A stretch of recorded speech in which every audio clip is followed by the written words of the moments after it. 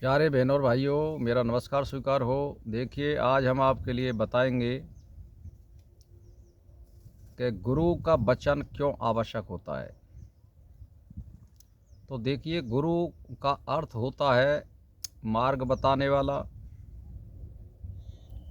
या आपकी बुद्धि में ज्ञान विवेक पैदा करना, या आपके लिए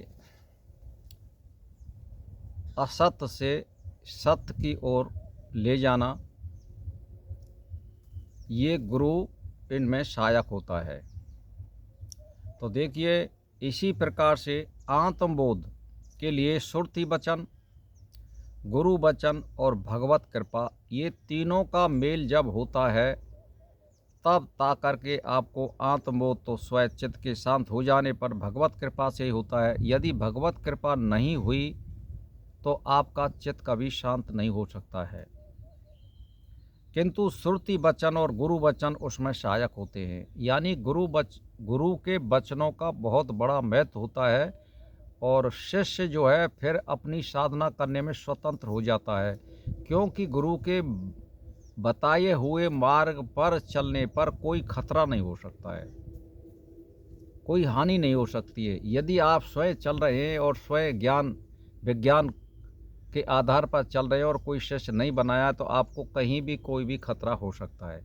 इसीलिए गुरु के बताए हुए मार्ग पर चलने पर ना तो हानि होती है और ना आपको कोई दंड देने का अधिकारी होता है, बशर्ते गुरु को जो है आत्म साक्षात्कार हो गया हो, ब्रह्म की प्राप्ति हो गई हो, ब्रह्म साक्षात्कार हो गया हो, या वो शांति को प्राप्त हो गया हो।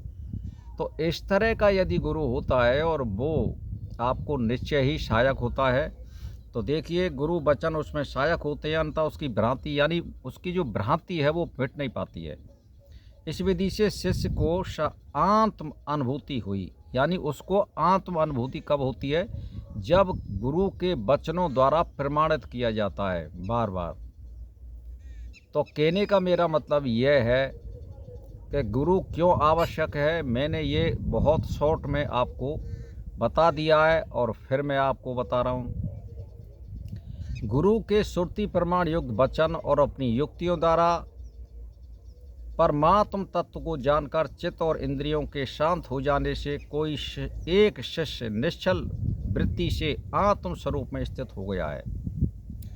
तो इसका जो मतलब है वो यही है कि आत्मबोध के लिए श्रुति वचन, गुरु वचन और भगवत कृपा, ये तीनों का मेल ब्रह्म प्राप्ति कराता है। यदि आपके लिए यान मान के चलिए, भगवत कृपा गुरु के बगैर तो हो नहीं सकती है, या आपकी श्रद्धा बहुत ज़्यादा अटूट हो तब हो सकती है। उसके लिए बहुत आपको मेहनत करनी पड़ेगी। यदि आपके वचनों में गुरु सन्निहित है और गुरु सहायक है, तो फिर आपको इतनी कठिन तपस्या नहीं करनी पड़ेगी। गुरु के वचन सहायक होते हैं, परमात्मा उनको प्रमाणित करता है और मानता भी है।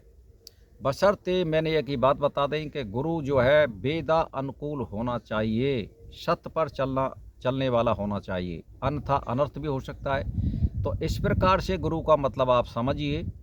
गुरु यदि सत्य पर चलने वाला है, वेद के अनुसार चलने वाला है, उसके वचन हर समय सहायक होते हैं और उसकी रक्षा करते हैं शिष्य की, और उसको कहीं भी कोई भी खतरा नहीं होता है।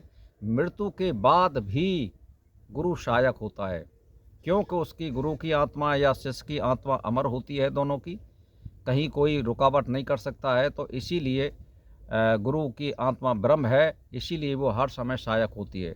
तो भाई और बहनों, मैंने ये बता दिया है, इन तीनों का मेल जब होता है उसी को प्रकृति कहते हैं। जैसे सत और रज और तम, यानी सतगुण, रजोगुण और तमोगुण को मिला करके प्रकृति बनती है। इसी प्रकार से मतलब यह है कि गुरु वचन और श्रुति वचन यानी वेद आदि, शास्त्र आदि, और परमात्मा की कृपा यानी भगवत कृपा, इन तीनों का मेल होगा आध्यात्मिक क्षेत्र में तब आप सफल होंगे, अन्यथा आप एक का यदि कोई जोड़ नहीं है आपके पास तो आप सफल नहीं हो सकते हैं। इसीलिए आप समीकरण बैठाइए और युक्ति पूर्ण अध्ययन करिए, साधु संतों का संग करिए, अच्छे मनुष्यों का संग करिए, बुरे मनुष्यों का कभी आचरण वालों का संग नहीं करना चाहिए।